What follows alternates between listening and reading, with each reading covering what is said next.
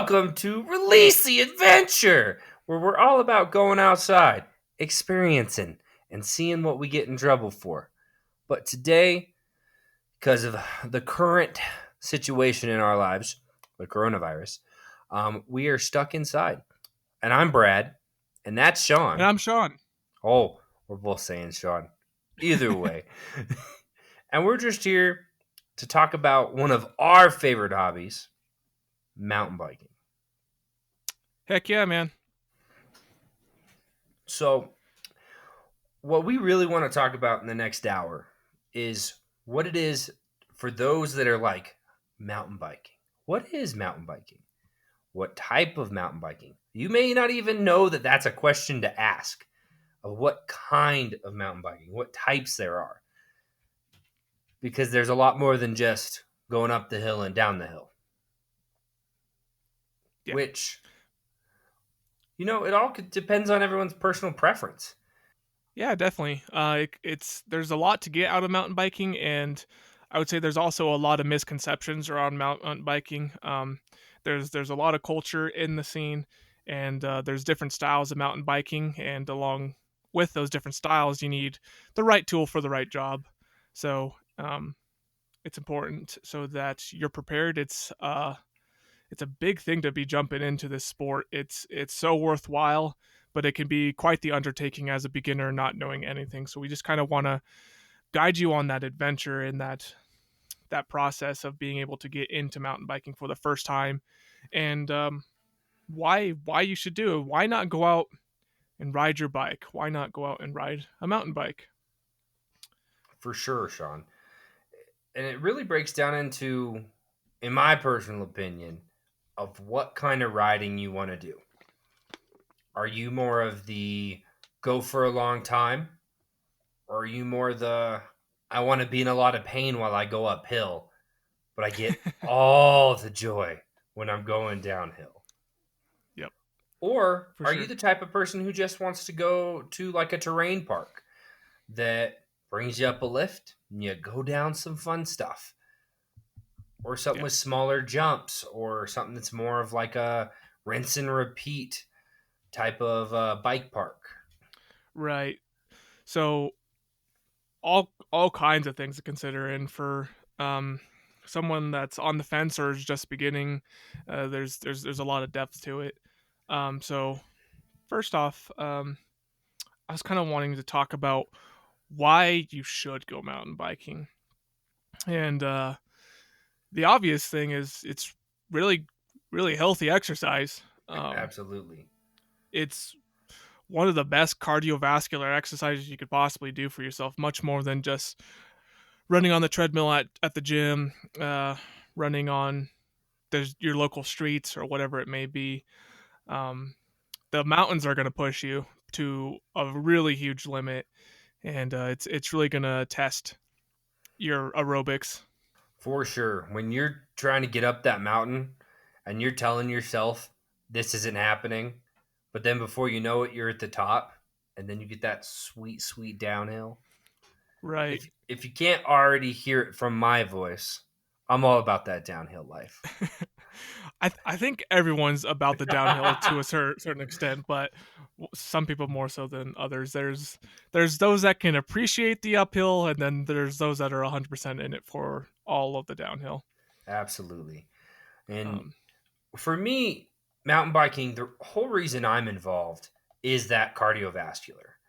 I like going out, having a good time, but I like at the end of the day feeling tired, because it's one yeah. of those feeling tired that you're not like, oh, I just worked out and that was kind of boring. It was, I Hmm. just had an awesome time doing some really cool stuff in probably some of the prettiest places I've ever been For sure. by just having So a blast. right, definitely. Um, Couple of things to unpack there to piggyback off of what you said. Number one, also reasons to get into mountain biking is that there's huge adrenaline rushes. Huge adrenaline rushes. If you've ever gone snowboarding or skiing, it's much into the same regard as that, and I would almost say more so than snowboarding and skiing. Obviously, there's some really huge things you can do snowboarding and skiing, but man, there's just this nonstop sensation once you get going on that downhill where it's, to me, that adrenaline rush is even more heightened than when I go snowboarding. How do you feel about that, Brad? I'm on the same train. And I skied and snowboarded for about 4 years, like almost like every other day. So I got to the point where I was doing double black diamonds and hucking cliffs and doing like stuff that humans shouldn't do when it comes to Hmm. snowboarding and skiing.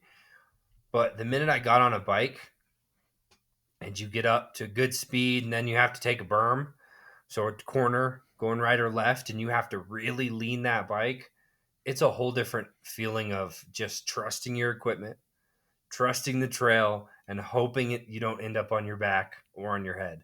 Yeah, most definitely. I mean, you were leaps and bounds better at snowboarding than I'll ever be. Um, so I feel like that really goes a long way of how high this adrenaline rush, and for the people that are seeking that, it just gets crazy.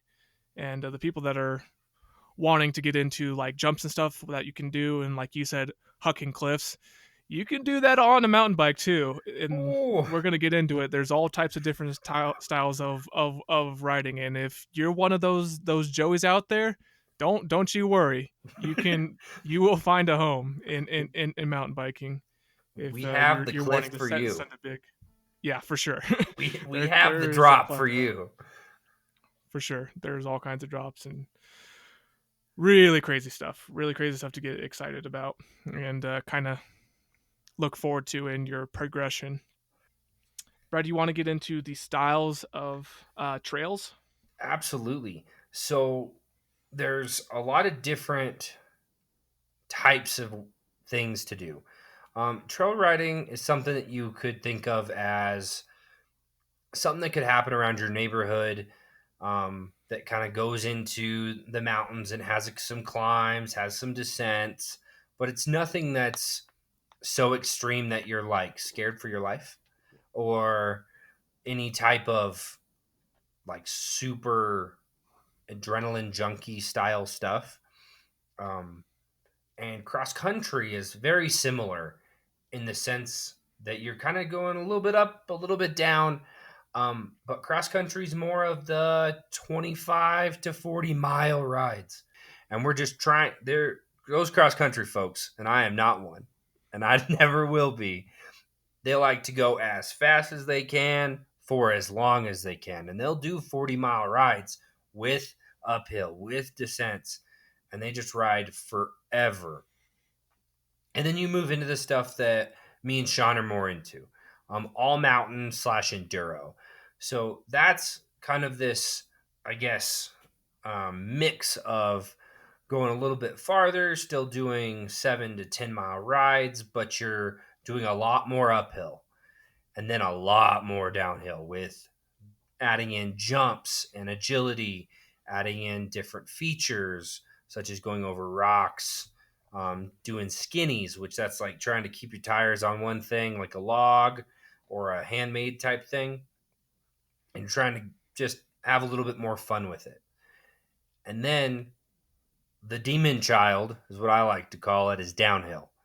And that's where it's all about going to the ski resorts in the summer, taking those gondolas, all the way up to the top and just riding as fast as you can downhill. Um, and those are scary. Those type of people have so much more strength than I do, way more courage. Because when you start getting down those hills and you're hitting jumps where you have 20-foot gaps, 30-foot gaps, that's insane. Um, but that's more of the downhill side. Then you also have park, which park is kind of what I was talking about before with more jumps and agility stuff, but it's more of like a rinse and repeat where you're going up and you're going down type of thing, just to try to get those reps in and get as many turns as you can on it. And then one that is kind of out of the zone of most mountain bikers is fat biking. And that's more of something that you do in the winter on snow. um, or you do it on sand. So these tires are usually 5 to 6 inches wide, so you need a lot more traction, and that's more of a cross country trail mix, but for snow and sand, and it's more of a just riding to get out there, but doing it when we don't have the ability to do downhill stuff. Yeah, a lot of good information there. Um, so I would say like with trail riding, this is what most people are going to be doing. This is like for us, is going to Kurt Gowdy in Wyoming. This is going to Lori State Park, and this can turn into a cross country or an enduro type of thing, depending on what type of trail you're on. And that's where you kind of see the ebb and flow between these different styles of mountain biking, between cross country and enduro and downhill, because in a good trail system, you'll be able to experience all of these things, preferably to certain degrees of your skill level and what you're comfortable with. So with that, it's kind of it's part of it is working your way up in your skill level to handle these more extreme things, just like you would in snowboarding and skiing. You start out at green, blue, black, double black, and then you have pro line stuff. That's kind of what this is too for mountain biking. And so when you're starting out, obviously I would say have your goals of what you enjoy, and part of figuring out what you enjoy is just experience and just going out and enjoying the outdoors and enjoying the adventure, and you'll begin to learn what styles of riding that you'll like. And like we were saying, Brad and I both enjoy the more enduro stuff more because that's it's a little bit of everything. There's probably the most variety, and I would say eventually, when Brad and I, more specifically me, but when I have a better bike, I would like to get more into downhill riding. But right now, I have a mostly cross country focused bike. It's a hardtail bike. We'll get into what a hardtail means here in a second. But yeah, it's definitely not suited for a downhill park. And I tried to do it once, and I felt like my bike was gonna fall apart on me. Essentially, And it was I was just there. Oh, and I watched it. Oh, and I could see his face. Because and I have a full suspension bike, which, like Sean said, we'll get into that. And I was even having a hard time. And I was like, oh, Sean, we need to get you something different. yeah, yeah, for sure. Yeah, I was on my way to go rent a bike because my bike was not cutting it. I didn't have the right tool for the right job that day, but we had to cancel that particular day in our trip for other reasons. But yeah. So let's get into what is the So, right tool for the right job for these different types of trails. so we're gonna do a lot of referencing from what the information I just spewed out all over. So we'll go back and kind of reference that a lot on the different types of bikes and kind of how they ebb and flow with each other on the ability to use them for different things. So I feel like first off we should explain what's a rigid bike, what's a hardtail bike, and what's a full suspension bike. It's pretty straightforward, as I'm sure some of you are already connecting the dots. So rigid just means straight up. There's no suspension. There's no front suspension fork. There's no rear suspension fork. So that's just basically the bike that you would see around town, just riding around on the streets. That's most likely a rigid bike. The little cruiser bikes that you see, and road bikes would also be considered rigid bikes because they don't have any suspension. So the hardtail is the next step up. That means that it has a front suspension, or it's also called a front fork. And so that's your front fork. That's probably your biggest and most important piece when it comes to suspension. It tends to take most of the blows when you're riding over the trail, the different bumps and jumps and everything that you can do. It's the one that's more than often than not taking the biggest blow, unless you're landing flat, in which case that's where your rear suspension comes in. So obviously, your full suspension is when you have both a front fork and a rear suspension. And you've probably seen this. It's kind of in the rear triangle of the bike. and so it's kind of the rear triangle rather than being welded directly onto the main frame. It kind of has, for lack of a better word, it's kind of like a pseudo like floating rear triangle, so that um, the rear triangle can move and pivot independently of the rest of the bike's frame in the front triangle. For sure. So on that, I'm gonna just tie that in real quick with what full suspension would be good with. So we're gonna go from squishy, because that's what we like to call it, the full squish bikes, all the way back up to rigid. So full squish bikes are good for downhill. And the big reason why is because when you're going pretty quick, you want your bike to be able to absorb some of those hits. When you're rolling over those rock gardens, when you're hitting those jumps, you want to be able to absorb those hits and the different terrain to be able to stay in control of the bike as you go downhill. And then all mountain enduro is where you start to get in that middle zone, where you could use a hardtail or you could use a full suspension, because they're both going to be able to do the job. That also comes into comfort of being able to do different things and how comfortable you're going to be. Like Shawn said, when he was at that downhill park, it was pretty hard for him with just that front fork, just because you're absorbing all of those bumps and chatter with your arms and not just the suspension of your bike.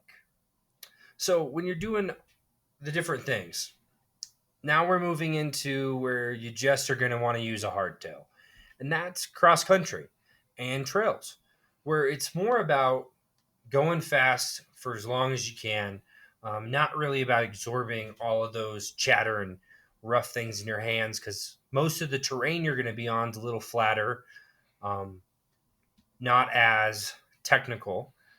So you don't need that rear suspension to soak up all that stuff. And then moving into cycling, which we've talked about a little bit, which is more your trail stuff, you're kind of leaving the mountain bike realm and going into cycling, where that's when you have um, those rigid bikes that are all about speed and not losing any of your speed through your suspension. Right. With the cycling aspect, the thing that kind of is the bridges the gap between mountain biking and road biking is gravel bikes, where they are rigid. However, they have tires more suited for gravel and loose dirt rather than the road. And those guys deserve respect too, because they're crazy. Yeah, They'll get up to 20 or 30 miles an hour on loose gravel. for And sure. I'm like, not me, not over here. Right. And also talking about the different types of trails, like with your hardtail, you can have or with cross country, I should say, excuse me. With cross country, you can have a full suspension bike, but still be considered a cross country rider. We're at that point where we're talking about like 100 millimeters of travel between your front and rear suspension, rather than like 150 front, 120 in the back, where that's more common in enduro range. Absolutely. So, as you guys saw, we just or heard that we just gave you a bunch of information. Yeah, this is And kind of the fire hose of information here. it's hard because you're like, well, I don't even know what I want to do. Right. And that's kind of where we come in to try to give you at least a generalized idea, um, on what you could do to what kind of bike you could get that's just generalized. That you can be like, okay, I'm gonna go to Valmont Bike Park in Boulder and go huck some really cool jumps, but then the next day I'm still gonna go out and ride, um, at, oh man, I'm forgetting the one that's in Boulder, but up in Golden or Batasso up in Boulder. Preserve. Yes, that was it. Thank you, Shawn. You're fine. um, to go out and ride those different trails and still feel comfortable doing both. Yeah. And that's kind of why Brad and I appreciate the all mountain enduro bike so much, because it's kind of the jack of all trades bike. And I would say if you're just getting into it and you have the means to, um, I think it's fair to say our recommendation is to go for a all mountain slash enduro bike, if not like a smaller suspension enduro. So that's again a smaller size enduro. I would say is like 130 millimeters up front, and then maybe like 100, 110 in the back. So then, if you're not really interested in potentially hitting bigger jumps as you gain more skill, then I would say a smaller sized full suspension slash enduro bike would be a good fit for you. And a quick tidbit, just so if you guys are not tracking on the millimeters, or meaning like how far the travel is. So that 100 Yes. millimeters that he's talking about is how far your front suspension or rear suspension travels when you're hitting a bump. So if you Right. hit a rock, how far your tire will come into the suspension and then move back out after. Yep. We're not to get in the weeds a little bit too much there, but all suspensions have kind of like a progressive travel. So there's air suspensions and there's mechanical fork or spring suspensions, I should say. And so as you go on bigger stuff, it resists more and more. And like with an air suspension, you can dial that in. There's a little knob on air suspensions where you can change how your front fork and your rear suspension react to different chatter to all the way to big drops, and you can change that resistance level. And so some of the higher end bikes, you have a little bit more control over that, which can be extremely helpful. So I guess let's start talking about bikes. The Yeah, sweet, sweet definitely. gear. Sweet, sweet gear. Because talk about new bike day every day, but we never get new NBD, bikes. baby. MBD. Gotta So love it. I guess let's talk about different wheel sizes first. Yeah, And definitely. That's the other thing. everybody wants to talk about the frames and the companies and all that kind of stuff, but really you got to break it down into what size bike you want first. Yeah, most definitely. The proper frame size of the bike and the wheel size that you feel more comfortable on is much more important than the brand of the bike or the different types of frame features. Most of the big brands, they have their quote unquote proprietary, frame features where they all different. They do something a little bit different, but they're more or less all doing the same exact things as each other.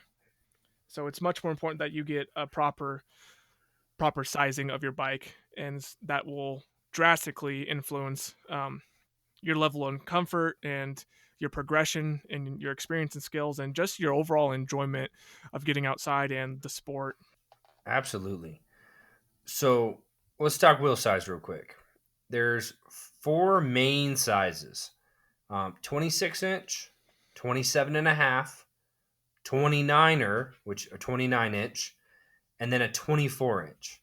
So starting with the smallest, 24 inches most of the time for kids. That's just so that they have the ability to ride around and they're not doing the thing that we all did as kids when we got on our parents' bikes and we tried not to fall because you couldn't reach the Yeah. pedals. Yeah, exactly. This is more or less like Brad says. So kids can go out with mom and pop, and they can go out there and enjoy the sport too. And a lot of the big brands nowadays will offer these very specialty high end bikes for kids now. And more often than not, they ride 24 inches. And as they get in kind of we're talking little kids here for the most part. And as they get into preteens, they can work their way up to 26 inch. Um, and And 26 is usually it used to be pre 2005 or so was the magic size. yeah, Everybody yep, ran 26-inch tires yep, on almost everything when it came for to sure, yeah, everything to do with bikes. It was always a 26-inch bike. Um, but as they moved into the late 2000s, 2010, moving into that, um, the 27 and a half started to come out to be this kind of best of both worlds solution, because you have people who are in their 6 foot 6'3" range of height that want to ride 29ers because it's a 29-inch tire. It makes it a little bit easier to roll over things, um, a little bit easier to get some more speed when you're going downhill, because you don't have to be as technical and as focused on your trail on exactly picking the right line. Um, you can be a little bit more, I guess, sloppy, for lack of better terms, um, to get down the lane. Yeah, Um, you can let the bike do the work for you rather thank than you, thank you. worrying about the proper techniques Exactly. as much. But that 27 and a half, you have to start focusing on paying attention to where you're going, why you're going, and looking Yeah, into the more technical aspects. And when you're on a 26, it's all about making sure that if there's a big rock, right, you miss the rock right, and you exactly. pick The the best smaller the wheel line. size, the more technical you have to be. And what I always like to recommend, and I didn't do this, and I kind of wish I would have, is I wish I would have started with a 27 and a half. Even being 6 foot that I am, I wish I could have done that just so I had a little bit of a better chance of learning the technicalities, and Yeah. trying to get a little bit more of the techie stuff down. Because I started with a 29er full suspension Trek Fuel X8, where I literally can romp over 99% of things. Hmm. Unless we move into like double blacks, there's not much that I can't romp over, for lack of better terms. One of my favorite words. For sure, and I'm on complete opposite spectrum on my bike. So I have a custom hardtail. So where I was at the time financially was I couldn't buy a box straight from a box, a bike straight out of a box store or go to the local bike shop, right? So I had to piece together my bike piece by piece, buy the fork, buy the frame, and I wouldn't recommend that from a financial standpoint. It actually becomes more expensive in the long run. It's just something that I had to do at the time to get into the sport. Um, but that being said, as far as technique goes, with me having a hardtail and the fork that I have on it, I have a RockShox Reba, and it's a little bit of an older Reba, so it only has 100 millimeters of travel. So this is very, very much all cross country bike, and I still do slopestyle stuff on it. Not super big slopestyle stuff on it, and it's sketchy, and I almost go over the handlebars way too often, but it's fun. Um, and so it's kind of a little bit of a mentality thing there where if you learn some of the technique stuff you can do some of the bigger stuff still despite maybe not necessarily having the correct tool for the job, but as a first time buyer or someone that's wanting to get back into it, definitely getting the right tool for the right job is a pretty huge priority.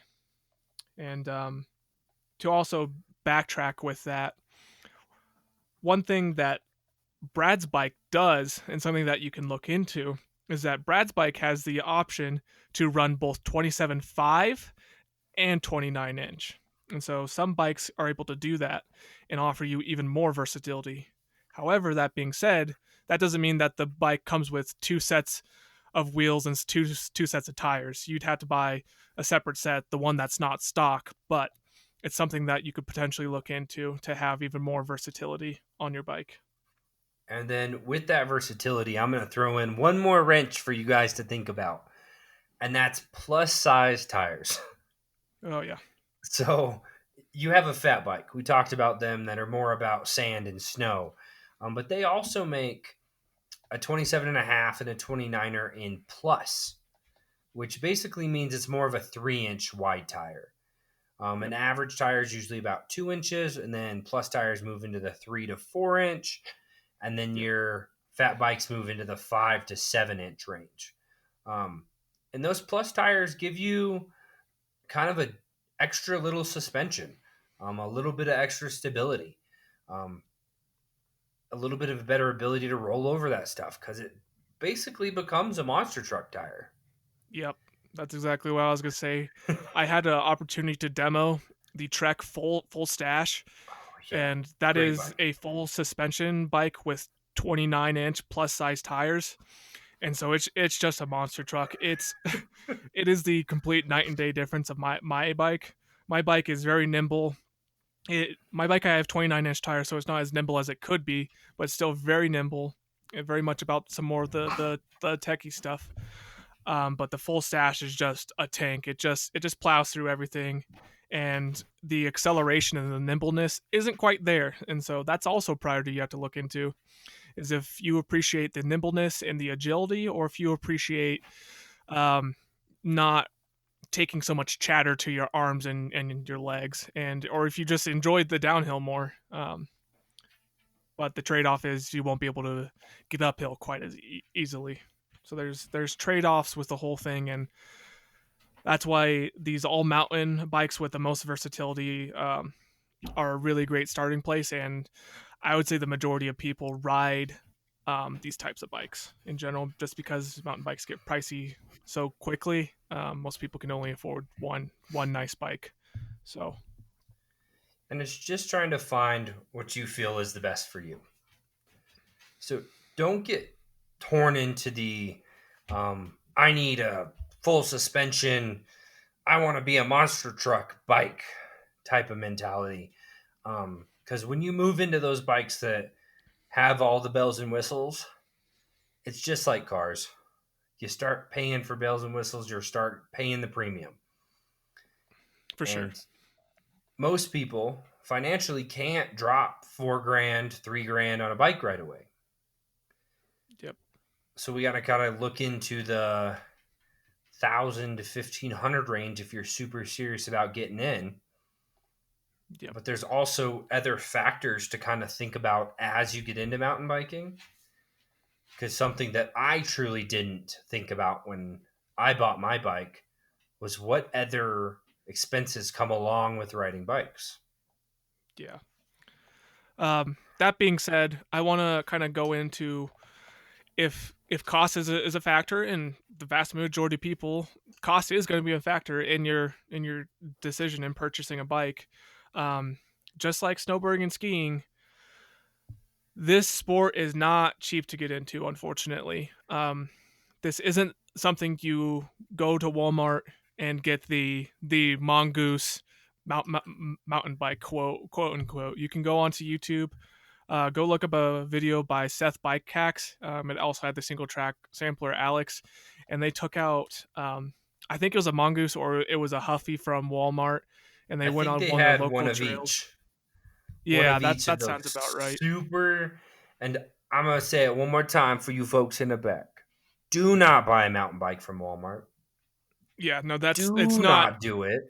it's not even an option. It's honestly like a liability to your health at that point. It's like we're not even kidding here. Like you can get seriously injured riding a Walmart bike on a real mountain biking trail. And if you're wanting to look cheap, there are cheap options. There are the $600 to $800 range of hardtails, but they are lower end hardtails. But Right. that option of going out to an actual bike shop and talking to them about the different bikes they have and buying that cheaper is 1,000 times better than going and spending $300 on a bike at Walmart. Yeah, most definitely. And that's to get delve into this a little bit. That's one of the plus sizes of hardtails, is that they are much more cost effective bikes. In my experience, like I said, it's kind of a custom bike, and I piece together piece by piece. So where I started out as with my frame is I went to the local um, bike co-op. It's a 501c nonprofit, and all they do is fix up old bikes and resell them, and then help fix different people's bikes that come in. And that's all they do. They just sell old used parts, make make bikes out of those spare parts, and that's about it. And so I went into there and I bought a Trek Gary Fisher. And for those of you that do know a little bit about Gary Fisher, or mountain bike, I should say. Gary Fisher used to be like a legendary figure in the scene. He used to be one of the premier frame designers back in the day, leading the forefront in like early 90s, I want to say. But yeah, I bought that frame for $60. $60 is all it took for me to get a really nice aluminum frame. And then from there, it was piecing it all together and getting the drivetrain that I wanted, and getting the fork.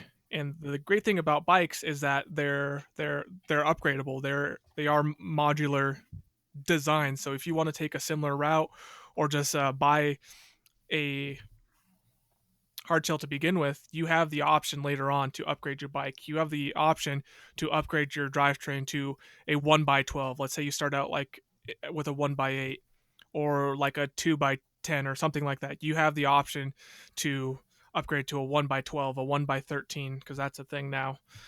And you have the option to get a bigger fork, front suspension, and to get better tires, this, that, and all the other things. And so you can get in and get going and learn the skills and learn what you like and what you need, um, and then move on from there, which is really, really positive. Absolutely. So I'm right now just glancing at some of the top bikes right now, and I just wanted to give a little bit of price comparison because even when we bought our bikes 3 years ago, built yours, bought mine, um, the pricing was a lot different than they are now. Yeah. Um, so there is a bike from Trek 820, and it is specifically focused on beginner mountain bike. It doesn't have the greatest things in the world. You're probably going to want to upgrade once you get addicted. But as a $400 starter bike, that is the way to go. Yeah. And yeah, I said $400, Shawn. I, I'm drawing the red flag. I'm a little bit concerned. Um, I'd like to see what it has on it. Can you give So us it a quick has, rundown of what's on it? I'll give you the flow. It's got a 2x7, um, and then it has a 75 millimeter front suspension. So very small. You're definitely looking at more of that cross country style bike. But if you're looking to just get out on your local trails and go for rides, 75 millimeter will do your job. And it doesn't have to be the best suspension in the world. I believe it is it Suncross, Shawn? Is that the new Suntour is the brand. Suntour? That is the name of that brand, yes. It is a Suntour front suspension, which is the lower end of mountain bikes when it comes to that Yeah, front fork. But for $400, I couldn't complain much. That'd be a great starter bike for anybody that just wants to get out on a yeah, 27 and a half and at least, I guess, get your feet dirty with some dirt. yeah, for sure. If budget is your top concern, this thing can get you out there and can service you on green trails. I would say mild green trails, and you'll kind of figure out what's like a green blue trail and what's more of like closer to a fire road, and you'll figure that out as you get experience. But this can get you out there. But I'm just gonna say a disclaimer. Um, the one of the biggest things, the thing about upgrading your bike, is which type of part you're upgrading. Mm-hmm. Like if you're more concerned about upgrading your drivetrain, so that's how many gears you said. Like Brad just said, this particular bike has 2x7. That means two in the front, seven in the back. Then drivetrains are usually pretty cost effective for what you get out of it with your upgrade. Whereas if you're upgrading your front fork, oh man, that gets expensive very, very quickly. For sure. So like if you were wanting to upgrade this 820 to like a RockShox Judy, I'm just throwing something out there. You might as well just buy a new bike that has the Judy on it at that point. That is It's like true. that kind of expense, and so So, and then that's moving into the more $1,000 range, Shawn, because yeah, we can talk about. So, I'm a big Trek guy. Brand loyalty. I wish they'd sponsor me, but I got to get out on the trails to be able to do We are that. Trek. We are shouting out into the ether. Please, Trek, call me. I want Call us that up. one by 13 Eagle, baby. I want that we new will drivetrain. we will review your bikes and be very happy about it. Exactly. So Trek has a Roscoe, and that's a bike that a lot of people go to, and they have a lot of different steps. The Roscoe 6 is just over $1,000, has a 1 by drivetrain, so a 1 by 10, which basically everybody wants nowadays. Yeah, That's basically what everybody's moved to is that 1 by system. Because even when I bought my bike in 2017, a 2 by was it. Like there was nobody selling 1 by drivetrains. yeah. It Um, still wasn't like a everyone does this. This is the thing that you have to do kind of deal. Nowadays, it's for like you have yeah, to do a one by drivetrain. It's kind of completely moved away from two bys, and three by drivetrains have been gone for a very long time, probably for close to like 15 years now. yeah. And even with this, you're still looking at getting a Suntour, but you're looking at the high end Suntour. Yeah, So it has a lockout. It's huge, 120 millimeters of travel. And it comes with a through axle. So I just said a huge. bunch of things. Yep. I know you guys that don't know anything about mountain biking. You're like, what? What do you? Why do you need a lockout?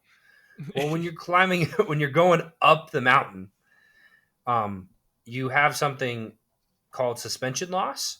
When you power suspension loss. So as you're pedaling, you lose power because your suspension squishes as you're Mhm. going up the mountain.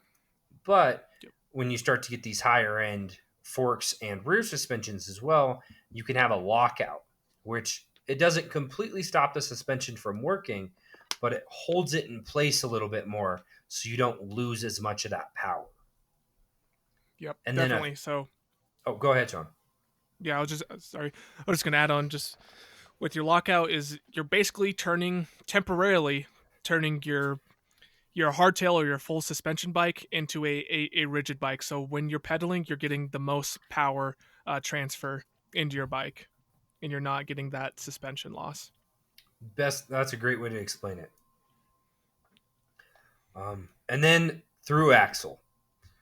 So if any of you have had old bikes, um, just Walmart bikes, that type of thing, and you're going to take your tire off because you popped it or whatever, and you have to use um, a socket and that type of thing, that's basically been gone and deleted. A through axle is exactly kind of what it sounds like. It's a piece of steel or a piece of aluminum that just slides through and you spin it on and latch it. And that's all you have to do to put a tire on. So there's no Yeah. more of having to get a socket and screw it in and taking it off and going through that hassle because most of the Yep. time, both your front and your back will have that through axle. Yep. There is no tool needed with through axles. You get it on by hand. Uh, so that'll declutter your adventure pack that you bring with you in your hydro pack because we'll get into this eventually too. But you're probably gonna want to buy a hydro pack. Yep. To carry all that sweet, sweet gear. Yeah. One thing I want to say is for me getting into like this Roscoe territory, and there's different comparables between every single brand, but this is kind of the level that I would more recommend getting in at. I would recommend if budget is a concern, instead of trying to get in right now, gotta have it now, saving up for 2 3 months and getting that extra $500 or whatever it is that you may need. I think in the long run, getting at this more $1,000 range is for me personally what I would recommend. You don't have to do it. You can do what I did and buy piece by piece, but if you're able to, I think this will do you much more wonders, and you won't be kicking yourself quite as hard if you get in at this range, at the sort of the $1,000 range. But with that, past the $1,000 range, if you even take up a little bit of a step, more when you get up to like $1,200 to $1,500. That's when you're getting into the good stuff. When you don't have to worry about the Suntour brand and having to upgrade the Suntour, and you have RockShox or you have Fox, and so you have a really stellar suspension, and you're not worried about upgrading quite as much and having to spend another $1,000 just on one bike part. Um, Exactly. Exactly. And there's always gyms too. oh, If for you sure. keep on searching and looking, because I like looking at bikes. So I was just kind of looking through and seeing what was on here. Um, Trek has a Marlin 7. And I was I've looking heard of at it. the Marlin series when I was looking into bikes as a hardtail. $800, has a Rock Shocks 100 millimeter up front. Um, it has the lower end Shimano for the derailleur and the shifters. Um, but that's a pretty good bike right there, Sean. Yep, for sure. So when you look I'm around, gonna pull out your heartstrings here, Brad, because I know you have a soft spot for this bike. okay, But send it. if you are in a place where you can do it, a really great do it all bike is the Specialized Stump Jumper, aka the Oh, Stumpy. The oh. Stumpy's super super great do it all starter bike, and there's if you don't like Specialized, if you don't like this particular colorway that they have, whatever model year, there's definitely comparables at that range. And good news is this bike does it all. It's really really awesome, and you could ride this until it's dead, and you would be satisfied.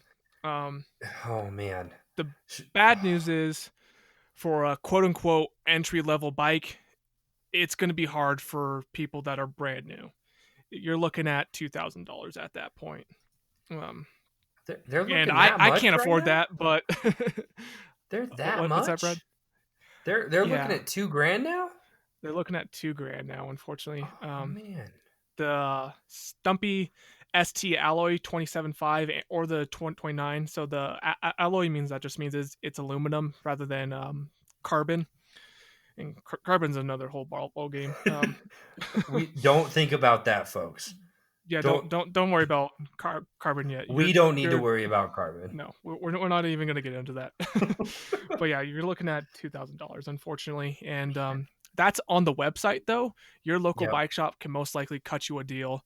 And the thing with these bikes, if you see a 10% off deal, 20% off deal, that's hundreds of dollars that you're saving. So what would normally be, a small deal in like the grocery store turns out to be saving you hundreds of dollars. So don't don't discount those small 10, 15, 20% deals that you can find in the local bike shops.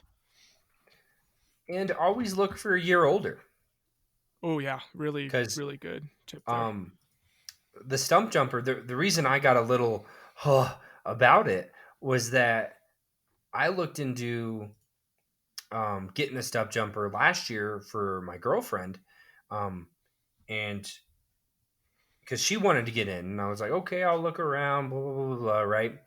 I went to my local bike shop. They had one left in the sweet teal color from the year Mm-hmm. before that I think it retailed at 1,800, Yeah. the 2019, and Yeah. they were selling it for $1,100. Mm. So if you guys are looking in to get into the full suspension game or that type of thing, or even to get into that $1,200 to $1,500 range, go to your local bike shops and see what they have from last year's. And Yep. you might get lucky, and they might just be like, "Here, $800. I just need it off my show floor because I want to put this brand new specialized $9,000 bike that no one's going to buy. Give me that S works though. Give me that S words on this show floor. So here's this bike." So always Yeah. be looking around. Don't get your heart sold on one type of bike either. That's a really important thing to think about because you may find a bike and go, I want this. And I was that way about the stump jumper because Yep. when I was looking, that was the bike I wanted. And that's why Heck yeah. Shawn said that. And always bringing that Mm. bike up right in the heart. And I'll always pick a stump jumper because Yep. I think they're beautiful bikes, well designed. I like the way they look. I love their colors. Yep. You always got to look fly with the bike. But when I was buying a bike, there was a super sale on a Fuel X8, almost a grand off of its retail price because it was a year older. Yep. And I jumped on that so quick I could say whoops. Oh yeah, for sure. Because, Um, yeah. to add on to that, to where you can save money is, so there's the big three of brands, right? So there's Trek, there's Specialized, and then there's Giant. Those are the big three bike brands. And then you have the big boutique brands. We're talking Yeti, we're talking GT, we're talking Santa Cruz. There's so many out there. Yeah. Um, but then there's also something that's there's this new kind of selling system that a couple of companies are doing. It's called like the direct to consumer model, more or less. So rather than partnering with local bike shops, they don't have any overhead with stores, and they don't franchise out stores or anything like that. They just sell bikes directly to consumers, and those bikes are YT and Canyon are probably the most popular brands on that. And because they don't have that middleman, they can save costs, and that savings can be passed on to you Hmm. in return. And also with that, going with some of these smaller brands that aren't well as known, like Vitus is kind of a smaller brand. You can save some money using these not big name brands because, like with cell phones or computers, a lot of times you're paying for a premium just for the brand, and so that can kind of, Absolutely. when you go with a smaller brand like Vitus or Cubed or Canonical. Canyon. I'm throwing Canyon out there Canyon is because a smaller brand for sure, but they make a fantastic bike. That's the Canyon Spectral is my that's my version of that. Like how Brad loves the Specialized stump jumper, the Canyon Spectral is just that really special bike to me. Where every time I look at it, I'm just like, oh man, now that's the bike. now That's that's what a you're looking for. bike. Yeah. So And something I so wanted to throw in here because we just went on a nice tangent about bikes. oh yeah. Because we're always bike guys. That's just once you get into it, you look around town, you see people with bikes, and you're like, oh, I want more bikes. Um, but I want to give you guys something else to think about too, because when you're buying a bike, you go, oh, I just bought this great $1,200 bike. I'm just so excited to go out. Well, you need a helmet. Yep. You have to. There's no ifs, and or buts. That brain will die if you crash. Yep. Because I have fallen more times than I'd like to admit on my Oh yeah. head. Same. Same. I just, for some reason, I'm not very good at falling on my back. I fall on my head first, and that's usually just where it goes. Um, That's what happens when you send it big, man. just got to send her, bruh. Just send it. So you got to think about a helmet. And then comes all the accessories, a hydration pack, a camelback, some kind of backpack, um, eye protection, sunglasses. If you wear normal glasses, you're okay just wearing those, but you might want to buy a strap. So First those aid glasses kit, don't go first aid kit, gloves, gloves, gloves, gloves, multi gloves, tool. gloves, gloves, gloves. The first time you ride a big ride, 5+ miles without gloves, you go buy gloves. Right. Yeah. You So you you learn that lesson quick. I did when I had these big, big blisters on my hands, and I was sad Yeah, because it for made the sure. ride not enjoyable.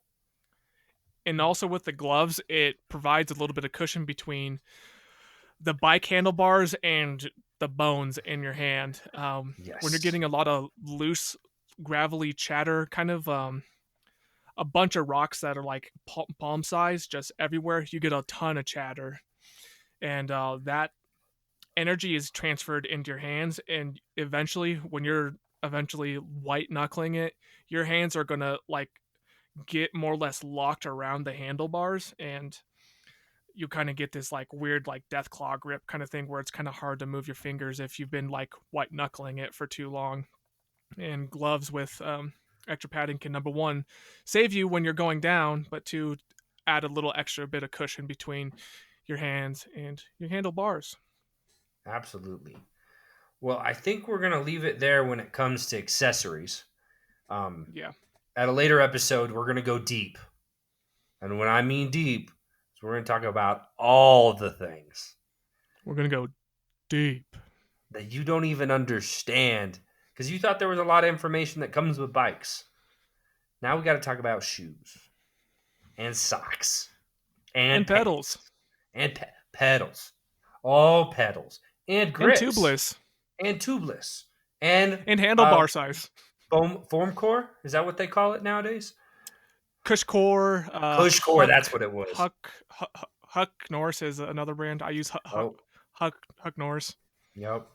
I still haven't got on that train. I don't know if I will, but we will Oh, get into that for it's you a game guys changer. at a later day. Um, but hopefully, this gave you guys a good perspective on at least a generalized idea of what is mountain biking.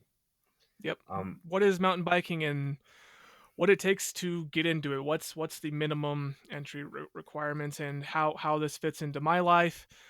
What kind of exercise can I get out of it? What kind of fun can I get out of it? There's just so much to it, and it does so much for so many different people. And you're gonna meet so many different cool people along the way while doing it. There's just so many good positives. It's I don't know. For me, it was maybe this is a bit too far, but it's been kind of a life changer. There really hasn't been anything like this that in my life where it's just like, wow, this is truly something special to me. Whether I'm biking alone or biking with friends or whatever it may be, this is something special to me, and I want to share my experience with people, and I want to share that joy. I feel you, Sean. That definitely, I'm definitely on the same train. Um, when I get out on that bike, the world goes away. I don't think about any of my stressors. I just don't think about anything except for sending it. When I'm going up the Yep. hill, I got a lot of time to think, a lot of Yep. time to work on myself. But when I get Yep. to that downhill, everything just melts away. Oh yeah. And I I I just get to send her. I love that you bring up those two parts. What I call it when like you're kind of on the uphill and you got some time to think about things. I call that active meditation because I have I to like that. I like that. no really because I have to concentrate on the trail and I have to still be cognizant of what I'm doing because at any time you can always biff it. But it also gives me time to occupy my thoughts, and because I still have to concentrate on the trail, it's kind of like I'm able to process things rather than all of my worries happening all at once. I'm kind of able to process it one by one, and it just provides a better mind space for myself. And it really is a really good venting place to vent. Just getting out to the outdoors and just being able to process my thoughts. And then, like Brad said, once you get onto that downhill, it's like going to Ben and Jerry's and just getting the largest ice cream possible and just sending it and letting your worries melt away. Absolutely. Well, So yeah, if you guys have any other thoughts or ideas that you want us to talk about or anything that you're like, well, these two guys might know something, go ahead and message us on Twitter. Um, yep, and we definitely will help you out. We'll throw it in. We'll always reach back out to you and have a conversation because we are just two regular guys that like to do stuff outside. for sure. That And again, our Twitter handle is at release the ADV. Again, that's at RELEASETHE Release the ADV. And we will soon enough have a Facebook and an Instagram, and we have some other plans in store that we're gonna try to hold off on for now, get things more finalized. But yep, yeah. always feel free to ask any question for us, or if you want to have a conversations with us, um, you can always do that too. Brad, do you want to plug your Twitter handle? I don't know if Oh, you I care don't or know not, what my but Twitter handle is. that's I'll be fine. honest, guys. I'm not a tweet kind of guy. That's fine. Mine And you is can always. at Oh, Shawn Vogue. there you go. That's So SHAWNVOG, and because with Shawn you have to spell it out, man. It's not seen, folks. It's not seen. and Yeah, then you at guys can always SHAWNVOG. email us Go ahead, too Brad. at releasetheadventure@gmail.com. Yep. You can always send Good us an old email. fashioned. Yep. Email works too. You know that snail Um, mail that everyone doesn't use anymore. for sure. So So from here, I think next episode, this is kind of a two-parter. I mean, we're always going to be more or less talking about mountain biking off and on, but we're gonna kind of stretch this out into a two-parter, maybe even a three-parter. Who Maybe knows? I mean, three. Maybe three. maybe three. You never know.